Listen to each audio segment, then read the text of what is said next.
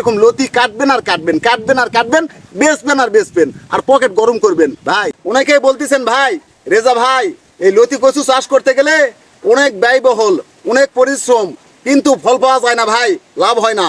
আপনাকে একটা কথা বলবো ভাই, দেখেন 12টা 13টায় লতি কচুয়ে ধরেন যে 1 কেজি, আর 1 কেজি লতি কচু বর্তমান পাইকারি হচ্ছে প্রায় 50 টাকা 60 টাকা। তাহলে বুঝেন যে এখানে আপনার লাভ বেশি না লস বেশি।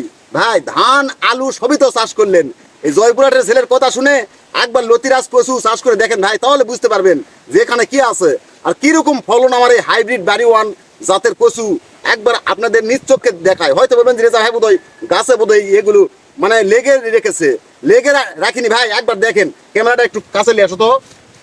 এই দেখেন, এই যে দেখেন, এই একটা, এই দেখেন টানলাম, এই দুটা, এই টানলাম, এই 3টা, এই 4টা, এই 5টা, এই দেখেন 6টা, এই দেখেন 7টা, এই যে দেখেন এই যে 8টা, এই একটা 9টা।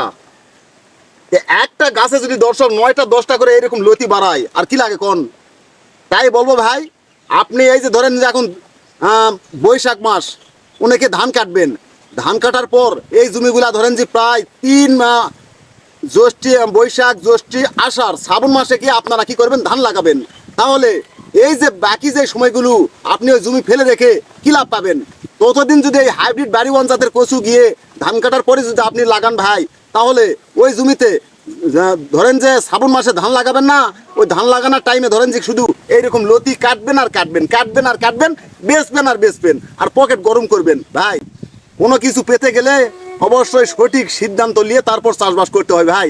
কারণ এই লতি কচু এটা শুধু লতি দেয় তা না, ধরেন যে বৎসর এই 8 মাস 7 মাস কচু লতি দেওয়ার পর এই যে এক একটা কাঠ বিক্রি হবে প্রায় 30 টাকা, 40 টাকা, 20 টাকা, নিচে তো 20 টাকা থাকবেই। তাহলে একবার চিন্তা করেন যে এই লতি কচুতে কীরকম লাভজনক।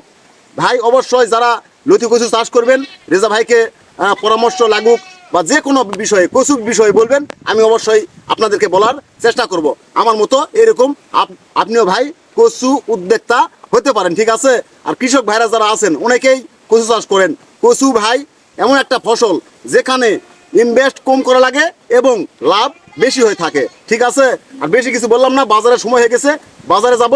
আর ধরেন যে এই যে লতি কচু এখানে ফলন কেমন পাওয়া যায়, এই লতি কচু ধরেন যে অর্থাৎ 33% জমিতে, 33% জমিতে আপনার 4000 পিস গাছ লাগে, চারা লাগে 4000 পিস। ধরেন যে একটা কাঠ যদি 20 টাকা করে হয়, তাহলে একবার যোগ দেন তো, 4000 গুণন 20, তাহলে এই কাঠ বিক্রি হচ্ছে কয় টাকা। এবং এই যে এই লতি কচু ধরেন যে একটানা 7 মাস আপনাকে ওই 1 বিঘা জমি থেকে, ওই 33% জমি থেকে ধরেন যে প্রতি সপ্তাহে 4 মণ 3 মণ এইরকম করে লতি দিবে। তাই তো বলবো ভাই অবশ্যই আপনারা জেনে বুঝে চাষ করবেন, আমার মতো আপনিও সফল হবেন। আসসালামু আলাইকুম।